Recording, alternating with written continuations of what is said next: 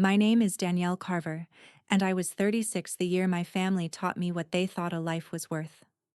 I was standing in the cemetery, boots in the wet grass, two fresh plots in front of me, when the phone started buzzing in my coat. My husband, Tom, was in one. My daughter, Lily, was 6. She was in the other. My parents and my brother had skipped the burial entirely. They called it a trivial event not worth attending, then flew to Hawaii together the very next morning. 5 days after I buried my whole world, my mother called. Not to grieve with me, to ask for money. And what she said next is the reason I will never call her mom again. Welcome back to Calm Drama Stories, where ordinary women face impossible families and answer with quiet strength instead of noise. If a story ever made you feel a little less alone, you're in the right place.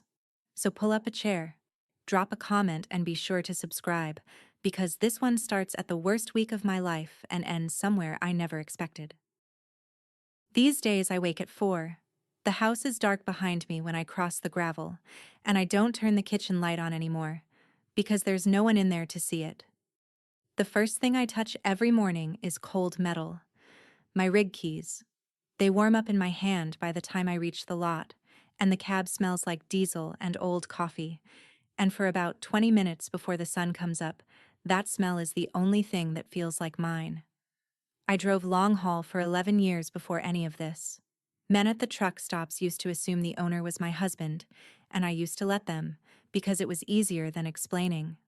Tom thought that was the funniest thing in the world.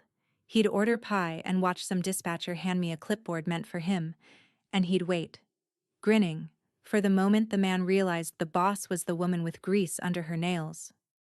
I keep his coffee mug in the cab still. I don't drink from it. I just like knowing it's there, riding shotgun, the way he used to. People think grief is loud. Mostly it's just a lot of small mornings where you reach for someone and your hand closes on nothing. By the cabin door there are still 2 pairs of small rubber boots, yellow, lined up where Lily left them. I haven't moved them. I tell myself I will, and then another 4 o'clock comes, and I don't. 11 months ago, I still had a family to come home to. I want to tell you how I lost them. But first I have to tell you how the people who shared my blood decided they had somewhere better to be. It rained for 3 days that spring, the kind of rain that turns a creek into a wall of water in 20 minutes. I was 500 miles east on a refrigerated run, hauling produce I no longer remember, when my phone lit up at a fuel island in Ohio. Tom had picked Lily up from her grandmother's early because of the weather. He was a careful man. 20 years behind the wheel, never a ticket. The kind who slowed down for yellow lights when the truck behind him laid on the horn. He took the county road home because the highway was flooding. There's a low water crossing out past the Henley farm, a little concrete dip where the creek runs under the road. On a dry day you'd never think about it. That day the water came up over the crossing while they were on it. They found his truck a quarter-mile downstream, wedged against the cottonwoods, 2 days later, after the water finally dropped. I'm not going to describe the rest. Some things aren't for telling, and Lily was 6, and she deserves better than to be a sad detail in a story. What I'll tell you is that I drove home in 9 hours flat. No sleep. Both hands shaking on the wheel, doing math the whole way. If I'd turned down that run, if I'd been home to drive them myself, if I'd taught Tom to fear that crossing the way I did. I got back to a town that already knew before I did. Casseroles on my porch, the sheriff's truck in my drive. I was 9 hours fast across 4 states. I was still 9 hours too late. And the first call I made, before I could even get the words out, was to my mother. I thought, of everyone on this earth, she would come. My mother's first question was whether the funeral could wait 2 weeks. I remember sitting on the kitchen floor with the phone, thinking I'd misheard her. She and my father had a trip planned, she said. Hawaii. 8 days, with my brother Nathan and his wife, Mallory, and the grandkids. It had been on the calendar since January. The deposits were paid. I told her my husband and my daughter were dead. She told me she understood that, in the tone you'd use for a coworker who'd missed a deadline. Then Mallory took over the family group text, because Mallory always takes over. She wrote that of course everyone was so sorry, but the tickets were non-refundable, and the children had been looking forward to this, and surely I wouldn't want them to cancel the whole vacation over what she actually typed out, in writing, for all of us to read. A trivial event not worth attending. I read that line 4 times. A trivial event. My daughter's funeral. My mother's reply, 2 minutes later, was a thumbs up and the word, agreed. Not one of them asked how Lily died. Not one of them asked Tom's middle name for the headstone, or whether I was eating, or whether I was alone in that house with 2 pairs of yellow boots by the door. They asked which week worked better for them. I stopped asking. I told them the burial would be Saturday, and they were welcome or not. And then I hung up, and I did not call again. That was the first time in my life I understood something cold and clean about the people who raised me. They weren't going to choose me. They had never once, in 36 years, chosen me. And the strange thing was, knowing it didn't break me. It freed up my hands for what came next. The front pew is reserved for family. At Tom and Lily's service, the front pew was empty, and I made the choice to sit in the second row with everyone else, because the people in the second row had actually come. My Uncle Ernest drove 4 hours from Joplin and stood next to me the whole time with his hand on my shoulder, like a man holding a fence post in a storm.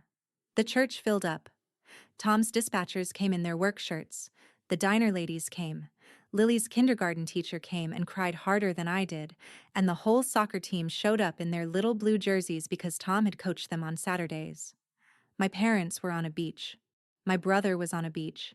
Their seats stayed empty and clean while 100 working people packed in shoulder to say goodbye to a truck driver and a little girl. I gave the eulogy myself. I didn't trust my voice to anyone else's hands. I said Tom slowed down for yellow lights. I said Lily drew trucks instead of princesses. I said they were the best thing I ever built and the only thing I couldn't keep. I did not mention the empty pew, and I didn't have to, because every soul in that room could see it. Afterward, Ernest walked me to my car and said the only honest thing anyone in my family said that whole month. Danielle, they're not coming back to you. Not really. You should plan your life like that's true. I buried my husband and my daughter with the people who actually showed up. And as I stood by the 2 fresh plots, gravel under my boots, the phone in my coat started to buzz. My mother's name. From Honolulu. I let it ring out into the wet grass, and I had no idea yet what she was about to ask me for. 5 days later, she got me on the phone, because I finally answered out of pure exhaustion. There was no, "How are you?" There was no, "I'm sorry, I missed it."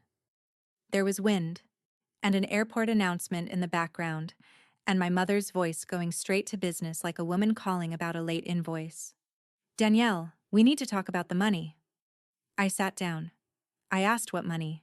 She said the $40,000. Her tone said I should already know.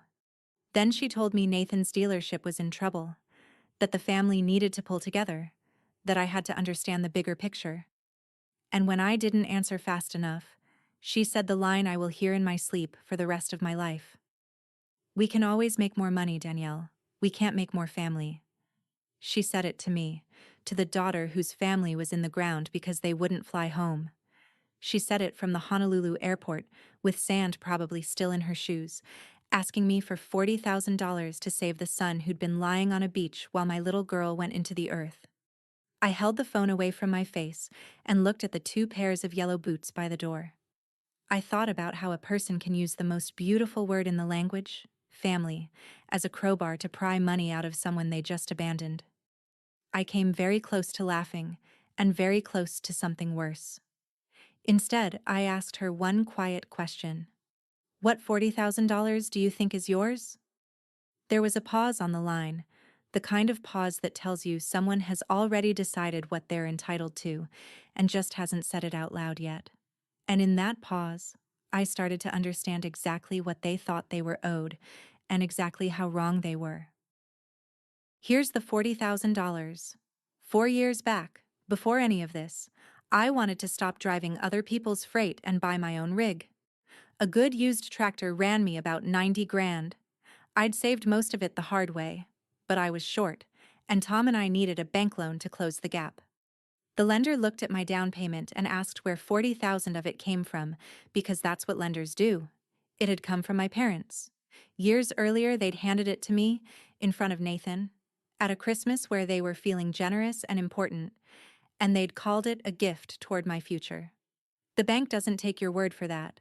When part of a down payment comes from relatives, the lender makes the relatives sign a letter. It's a real document. It states the money is a true gift, that no repayment is expected, that it isn't a loan and never was. I didn't think twice about it then. I drove the paperwork over to my parents' house myself, sat at their kitchen table, and watched my mother and father each put their signature on that letter so I could buy my truck. Then I filed it away with my loan documents and forgot it existed. The way you forget a thing you'll never need until the day you need it more than anything you own. My mother had forgotten it too, or she'd decided it didn't count anymore. Because now, 4 years later, with Nathan sinking and my whole life buried in the cemetery, she'd reclassified that gift in her head. It wasn't a gift now. Now it was an investment. And an investment, she figured, was something a family could demand back whenever it pleased. She had no idea what was sitting in my filing cabinet. Nathan called the next day to finish what my mother started. My brother is 33 and has spent his whole life being the responsible one, which mostly meant being the one my parents bankrolled. He'd opened a car dealership 2 years back, with money he didn't really have, and now the floor plan loans were eating him alive and the lot was full of trucks nobody was buying. He didn't ask about Lily either. He led with the dealership, then with the family, then with the part that told me everything. "Look, Danielle, you're alone now," he said. "What do you even need it for?" I let that sit in the air. You're alone now. As if my husband and daughter were a budget line they'd helpfully zeroed out for me. As if grief came with a refund. Then Mallory texted, because Mallory cannot let a silence stand. She wrote that family money was a shared pool, that I'd taken from the pool once, and it was someone else's turn now, and that frankly, my attitude was hurting everyone. Shared pool. I'd repaid my parents' generosity 100 ways over the years, but you can't repay people who keep moving the line. The worst part wasn't the asking. The worst part was learning, from a cousin a week later, that they'd already been telling the whole extended family their version. That poor Nathan was struggling, and selfish Danielle, sitting on her trucks, wouldn't lift a finger to help her own blood. They'd built the story before I even said no. They just needed me to play the villain in it. I decided right then I wasn't going to argue with their story. I was going to outlast it. I want to tell you I never wavered. I'd be lying. There's a thing I do, a thing a lot of you do, where I'd rather carry the whole weight myself than make a scene. I've been the one everyone leans on since I was 9 years old, packing Nathan's lunches because our mother was tired. So one night, a week into the calls, I actually sat down with my checkbook. $40,000 would empty my cushion, but it would make the phone stop ringing, and some exhausted animal part of me just wanted the noise to end. Ernest caught me at it. He'd taken to dropping by, fixing things that didn't need fixing, sitting in Tom's chair so it wouldn't be so empty. He saw the checkbook open on the table and he didn't yell. He just said, "You'd really write that, wouldn't you? You'd pay them to keep skipping your funerals." And I put the pen down because he was right. I wasn't scared of being called ungrateful. I was just so used to being the one who fixed things that I'd almost fixed the wrong thing. If you've ever been the person everyone leans on and nobody catches, stay with me, because this is the exact part where I stopped carrying people who couldn't be bothered to stand at my daughter's grave. Drop a comment if you've been that person. And subscribe, because what I did instead of writing that check is the whole reason I'm telling you this. I capped the pen, closed the book, and the next morning at 4 I did the one thing that has never once let me down. I went to work. Going back to work meant facing every man who thought I'd fold without Tom. The bank officer who held my line of credit asked, in a kind voice that was somehow worse than rudeness, whether I'd considered selling the equipment while it still had value.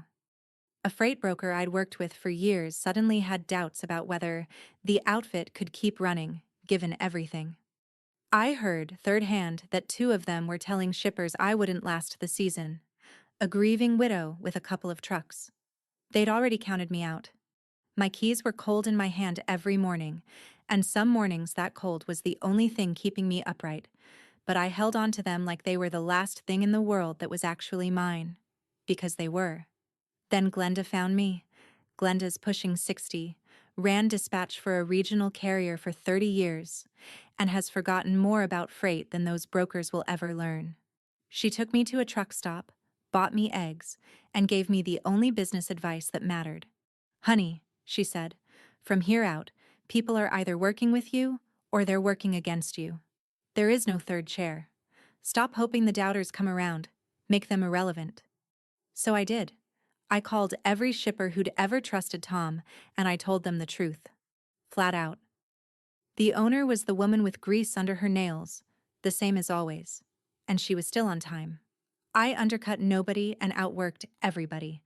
And about 3 weeks into that, a contract came across my desk that was too big for 2 trucks. A regional grocery chain. Steady freight, real money, the kind of account that builds a company. All I had to do was be brave enough to take it. To take that contract, I needed a second tractor on the road fast, so I started cleaning out Tom's old rig to sell it and free up cash. That truck was his heart. He'd kept it spotless, oil logs to the day, a little plastic horse lily glued to the dash, so Daddy has a friend. I sat in that cab for an hour before I could touch anything. Then I started pulling his things, gentle, like sorting through a sleeping man's pockets.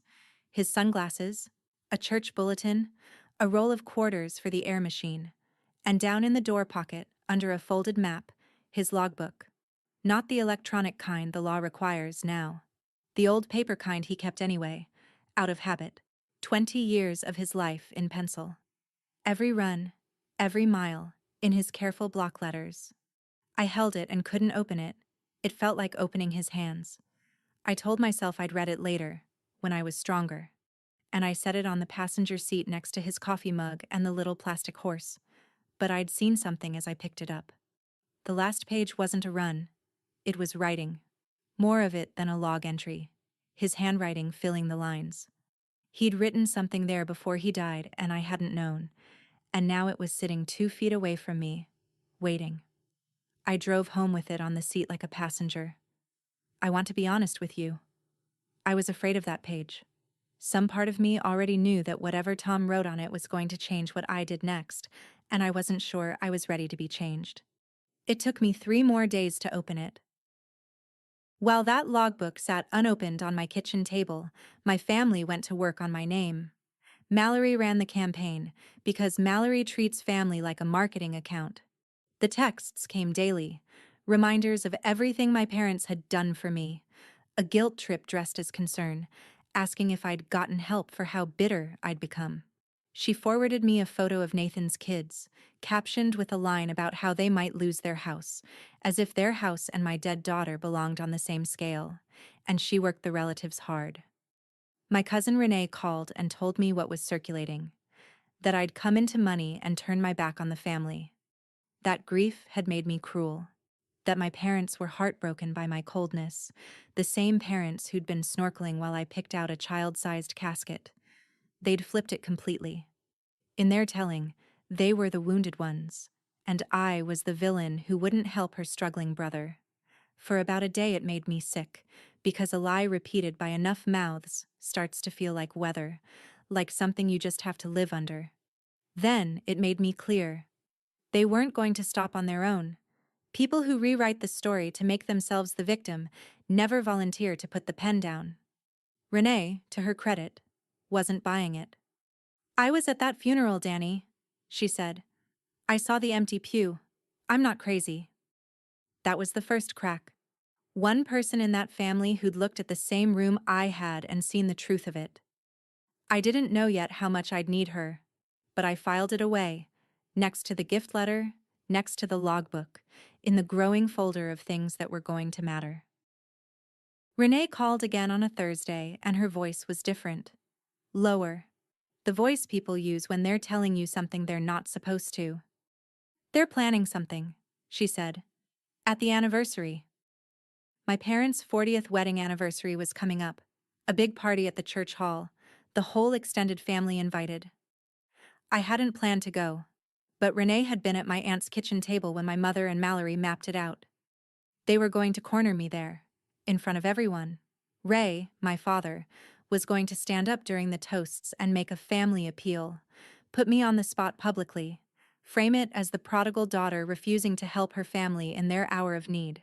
They figured I'd either cave under the pressure of 40 relatives watching, or refuse, and prove I was exactly the cold woman they'd been describing.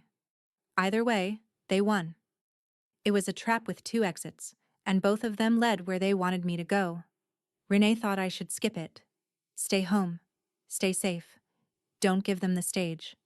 And for a minute, that's what I figured I'd do. Then something in me went very still and very calm. The way it does on a mountain grade when the brakes start to fade and you stop being scared and just start driving. They wanted an audience. 40 people, the whole family, gathered in one room to watch them put me in my place. The thing about an audience, though, is that it works both ways. They were building a stage to humiliate me on. I started thinking about what else you could do with a stage, and a room full of witnesses, and the truth nobody had bothered to check. That night, I finally opened the last page of Tom's logbook. I poured a coffee I didn't drink, and I sat at the table and I turned to the back. And there it was, his block handwriting, dated the week before he died. It wasn't a love letter. Tom wasn't a love letter man. It was a list. He'd titled it. The way he titled everything, plain and direct. Things we're gonna do. Buy our own rig. Paid off. No bank. Get our name on the door, not somebody else's. And then, the line that took the floor out from under me. Carver and daughter.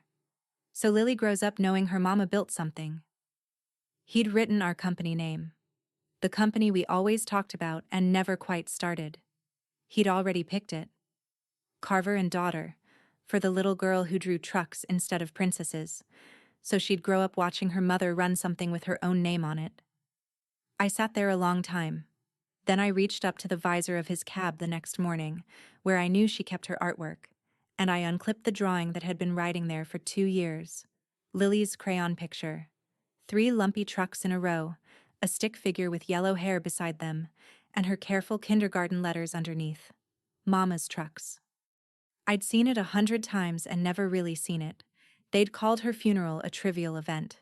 They'd called my whole life a budget line.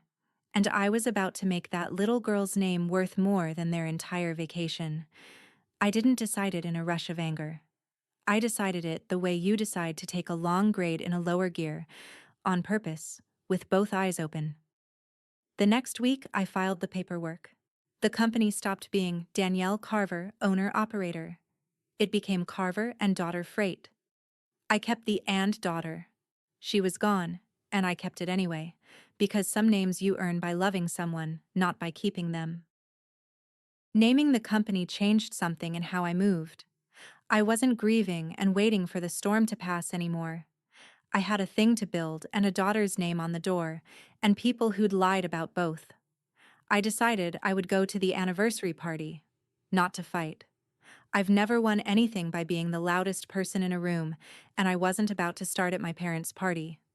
I'd go for one reason: to put the truth on the table, in front of every witness they'd gathered, and let it sit there where they couldn't text it away or spin it on a phone call. But truth in that family was never enough by itself. They'd been bending it my whole life. I needed something they couldn't argue with, something with their own names on it. And I remembered the gift letter. 4 years filed away, sitting in my cabinet with the loan documents, signed by both of them, swearing in plain language that the $40,000 was a gift and not a loan. The trouble was, I wasn't sure I still had my copy clean and legible, and I knew the original lived in my bank's loan file. If I was going to set that page down in front of 40 people, it had to be real, official, undeniable. So I did the unglamorous thing. I called my bank and asked how a borrower gets a certified copy of a document from her own closed loan file. The woman on the phone said it'd take a few days and a small fee. A few days and a small fee. That was the whole price of the thing that was going to turn their faces to paper. I marked the date of the party on the calendar and I started counting down, not in dread now, but in readiness.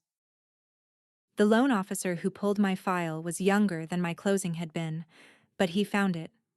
I sat across the desk from him while he flipped through 4-year-old paperwork, and he slid one page across to me, and there they were.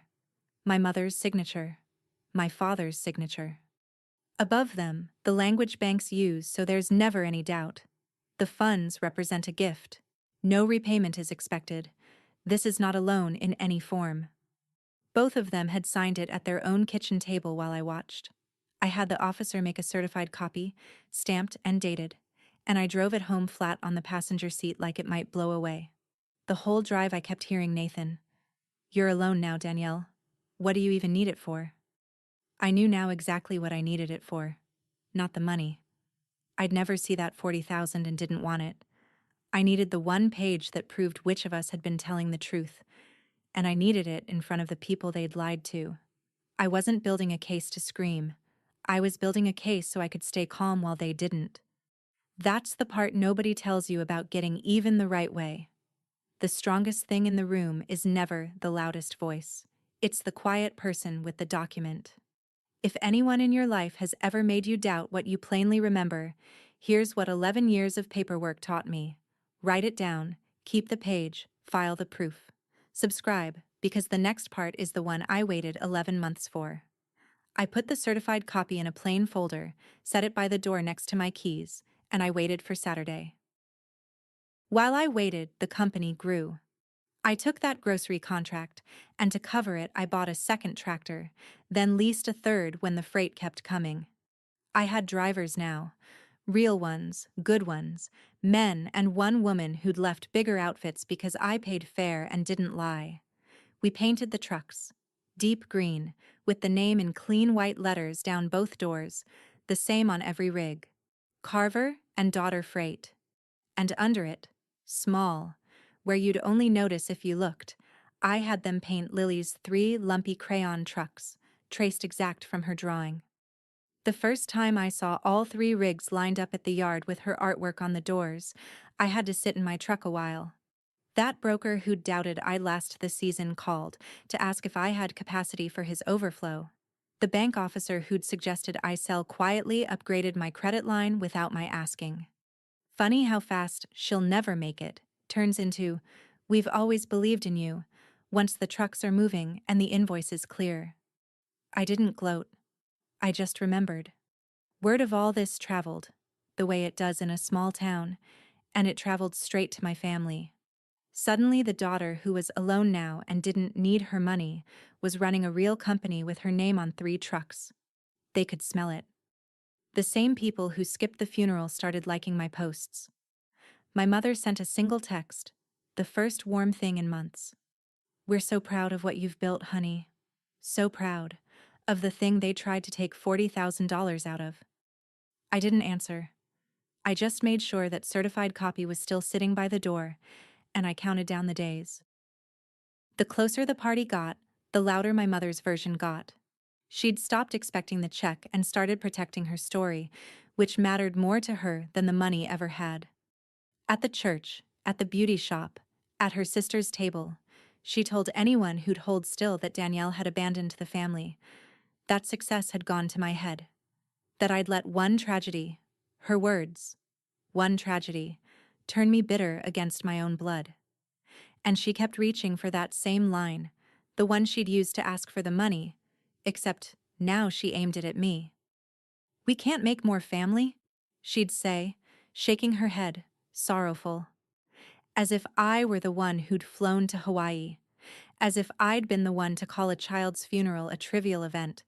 She'd weaponized the most beautiful word she knew, and she'd turned it around until I was the villain holding it. I heard all this from Renee, who'd appointed herself my spy and my friend in the same breath. And Renee did something I'll never forget. She started quietly, telling people the truth. Not arguing, not making scenes. Just, when someone repeated my mother's version at the grocery store, Renee would say, "mild as milk." That's strange, because I was at the funeral, And Brenda and Ray weren't. They were in Hawaii. I have the dates. And she did have the dates. People started doing the math. A few of them went quiet about it, the way you do when a story you've been repeating turns out to be the opposite of true. The ground was shifting under my mother's feet, and she didn't even feel it yet. She thought she was walking into her anniversary party to put her daughter in her place. She had no idea the place had already moved. The thing that really cracked it open was a photograph. My mother, like a lot of people her age, had discovered that she loved posting pictures online and hated understanding how the dates worked. Somewhere in her feed from that spring was a sunny shot of the whole crew of them, leis around their necks, mai tais in hand, my brother's kids grinning in the surf. The caption was about making memories. The timestamp was the day after Tom and Lily went into the ground. Renee found it. She didn't even have to say anything cruel. She just put that photo next to the funeral date, both of them plain as day, and let people look. A Lays and Cocktails beach photo, dated the morning after a 6-year-old's burial. You can spin a lot of things with a phone call. You cannot spin a timestamp. The relatives who'd been nodding along to my mother's story now had a date in one hand and a date in the other, and the gap between them was an ocean and a child's grave. Some of them came to me, awkward and sorry, saying they hadn't known, saying my mother had told them I never even invited them, which was its own lie. I didn't rub anyone's face in it. I just said, gently, that the funeral had been open to everyone who wanted to come, and that I'd been grateful for the ones who did. Cool and even. Save the heat for people who deserve to feel it. Because the photo had done in one timestamp what I'd never have managed with 100 angry words. It had turned the witnesses my parents were gathering into witnesses for me, and the party was 4 days out. 4 days out, I did something I hadn't been able to make myself do in 11 months. I drove out to the lake. Not the crossing, I'll never go back to the crossing, but the lake upstream where Tom used to take Lily to skip rocks on Sunday mornings while I caught up on sleep. I went at dawn, because that's when the water goes flat and silver and still. No wind, like a held breath. I'd been avoiding it the way you avoid a sore tooth, sure that standing there would break me clean in half. It didn't. I sat on the bank with my coffee, the real cup, not Tom's, and I talked to them a while. I told Lily about the trucks with her drawing on the doors. I told Tom I'd named the company. I told them what I was about to do, and I asked them, out loud, whether I was doing it for the right reason. And sitting there in the quiet, I got my answer. I didn't want my parents ruined. I didn't want Nathan's kids to lose their house. I'm not built to enjoy other people's wreckage, even theirs. What I wanted was simpler and harder. I wanted it on the record. I wanted 40 people to know what was true, so that the next time my mother called my daughter's death a trivial event, there'd be a room full of folks who knew better. I didn't want revenge. I wanted the truth to stop being optional. Turns out, for people like my family, those two things feel exactly the same, and I'd stopped being responsible for how the truth made them feel. The water stayed flat and silver. For the first time, standing there didn't break me. It set me level. The night before the party, Ernest came by. He'd heard what was coming, the way everyone in a family eventually hears everything, and he offered to stand up with me. To be in the room, to back me, to make sure I wasn't alone against all of them. It was a good and loving offer, and I told him no. Not because I didn't want him there, because I'd finally understood that I didn't need a shield. A shield is for someone who's about to lose. I wasn't going in to lose. I was going in with the truth, and one certified page, and the calmest hands I'd had in a year. Ernest, I said, if I bring a bodyguard, it looks like a fight. I'm not going to fight them. I'm going to tell 40 people something true, and then I'm going to leave. He looked at me a long moment, then he nodded, the way he had at the funeral, like a man who knew when to hold the fence post and when to let it stand on its own. Your daddy never had your spine, he said. Neither did your brother. I took that as the compliment it was. After he left, I laid out my clothes for the next day, plain and dark, nothing fancy, because I wasn't dressing to win anybody over. I put the certified copy of the gift letter in my coat pocket, one folded page, and I set the coat by the door. 40 years of marriage, $40,000 they wanted back, and I was bringing exactly one page to the party. I slept better that night than I had since the funeral. When you finally know what you're going to do, the fear has nowhere left to live. The church hall smelled like coffee and carnations and 40 years of potluck. They'd done it up nice. A long table with a white cloth, a sheet cake with my parents' wedding photo printed on it in sugar, a banner that said 40 years in gold letters. About 40 relatives, which I noted with some grim amusement. 40 years, $40,000, 40 people to watch. My mother saw me come in, and her face did a complicated thing, surprise and triumph at once, because she hadn't been sure I'd show, and now that I had, she thought I'd walked into her trap. Mallory air-kissed me. Nathan wouldn't meet my eyes. I got a paper plate of cake I didn't eat, and I waited, because I knew what was coming. And a calm settles over you when you're the only person in the room who knows the script. They got through the toasts. Then my father stood up, tapped his fork against his glass, and the room went quiet for him. And I watched him decide to do it in front of everyone. He thanked them all for coming. He talked about family, about sticking together, about how times got hard and family was supposed to step up. And then he turned, slow, deliberate, to me. Some of us, he said, have been blessed and have forgotten where the blessing came from. We helped Danielle when she had nothing. $40,000. And now that she's done well, she won't lift a finger for her own brother. A murmur went through the hall.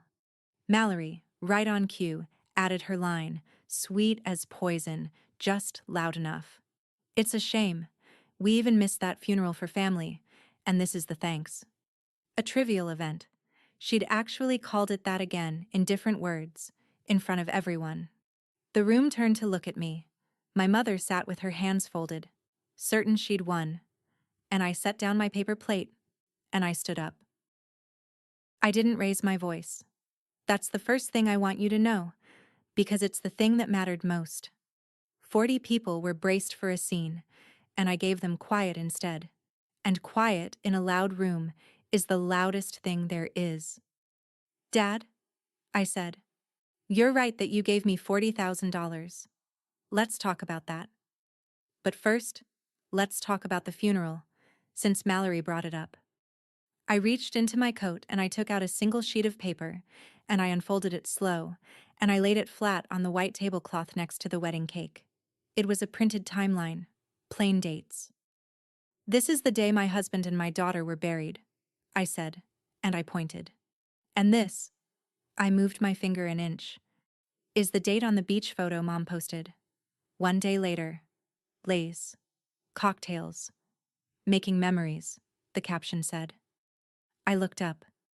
You didn't miss the funeral for family. You skipped a child's funeral for a vacation, and then you flew home and asked the grieving mother for $40,000. The room had gone very still. My father's mouth opened and shut. My mother's certainty was draining out of her face like water out of a sink. And then Nathan did what loud people always do when the quiet person won't flinch. He exploded. He came up out of his chair, red-faced, shouting that I was twisting things, that the dealership was failing, that I owed this family, that I was selfish, alone, bitter, all of it. The whole script at top volume in a church hall. I let him finish. When he ran out of breath, I reached into my coat one more time, and I took out the second page, the certified copy, and I set it down next to the timeline, and I slid it across the cloth toward my father. You both signed this, I said, 4 years ago, at your kitchen table. It's the gift letter the bank required. It says, in your own signatures, that the $40,000 was a gift. No repayment expected. Not a loan, in any form. I let that sit. So a demand to pay it back as a debt doesn't hold up. You can ask me for money. You can't bill me for a gift you swore wasn't one. Then I said the 3 things I'd come to say, and I said them gentle, because they didn't need any force behind them. To Mallory. You taught me which events are worth attending. I'll remember that the rest of my life. To my mother, who'd gone white. You told me we can't make more family. You were right, so I've stopped trying to make one out of you. And to Nathan, still standing there, fists open now. You asked what I even needed it for.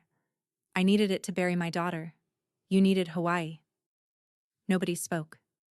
Then a chair scraped at the back of the hall, and Renee stood up and said, clear as a bell, I was at that funeral. Everything she just said is true. I have the dates. After Renee, the room turned, the way a heavy truck turns, slow, and then, all at once. An aunt I'd barely spoken to in years reached over and quietly moved the gift letter so more people could read it. Folks who'd come ready to judge the cold, ungrateful daughter were now looking at a timeline and 2 signatures and a beach photo, and doing the only honest thing left, which was to look ashamed of what they'd believed. My mother said my name once, Danielle, like a question, like she still thought there was a version of this where I sat back down and we had cake. There wasn't. And Nathan, my brother, the loud one, ran all the way out of steam and just stood there, and for 1 second I saw it. The real thing under all the entitlement. He was terrified. He was going to lose the dealership and maybe the house, and his kids would feel it, and he'd gambled the whole family on bullying me into covering it, and now the family was looking at him instead. Danny, he said, quiet for the first time. I'm scared. And I believed him. That was the closest thing to honest any of them had offered me in 11 months, and I felt the old reflex twitch, the one that's packed his lunches since he was a baby. But he still hadn't said he was sorry about Lily. Not once. Not her name, not that day, not the empty pew. Scared for himself? Never sorry for me. So I picked up my 2 pages and I folded them back into my coat, and I said the truest thing I had left. I hope you figure it out, Nathan. I really do. But you're going to have to figure it out without me. Then I walked out into the parking lot, and the air was clean and cold, and I could breathe. The story that I owed them $40,000 died in that hall and never came back. They could have asked me for help, the way anybody can ask anybody. What they couldn't do, after their own signatures sat on that tablecloth, was keep calling it a debt I'd walked out on. You can't collect on a gift the giver swore was a gift, and the relatives who'd been ready to chip in for Nathan's repayment quietly closed their checkbooks once they'd seen the dates. The dealership folded that fall. I heard about it the way I hear about all of them now, secondhand, from Renee, with no feeling in my chest one way or another. I went no contact with my parents and my brother. Not with a dramatic letter, not with a blow-up. I just stopped picking up, and after a while they stopped calling, and the quiet that came in behind them was the most peaceful thing I'd felt in years. I kept the people who showed up. Ernest comes for Sunday dinner and sits in Tom's chair, and I've made my peace with that, because somebody good should sit there. Renee and I talk every week. Glenda's semi-retired but still answers when I call with a freight question. Carver and daughter runs 5 trucks now, all of them deep green, all of them with 3 lumpy crayon trucks painted small on the doors where you'd only notice if you looked. People notice. Drivers ask about it at the truck stops, and I get to say her name out loud. Lily, my daughter. She drew that, and her name gets to live on the side of a truck rolling down every interstate Tom and I ever ran. I moved the little yellow boots. Finally. Not far. Just to a shelf, where I can see them and still get out the door at 4. And on a Sunday this spring, almost a year out, I drove back to the lake at dawn with a fistful of wild daisies, the flat silver water and no wind, and I left them on the bank for the 2 people who actually built me. The water didn't break me this time either. It just held still, the way it does, and held me with it. I don't reach for my phone out there anymore. There's nobody on it I'm waiting to hear from. I've got the people who came when there was nothing in it for them, and I let go of the ones who only showed up when there was. That's the whole trick, it turns out. That's the entire thing. Family isn't the people who share your blood. It's the people who show up when there's nothing left to gain, and the ones who walk away the moment there is. That's my story. A funeral they called trivial, a vacation they couldn't cancel, and one page they signed and forgot. If someone keeps asking you to carry them while they skip your hardest days, let this be your sign to set the page down. You don't owe a debt you never signed for. Share this with someone who needs it tonight. Tell me in the comments who actually showed up for you, and hit subscribe. I'll see you in the next one.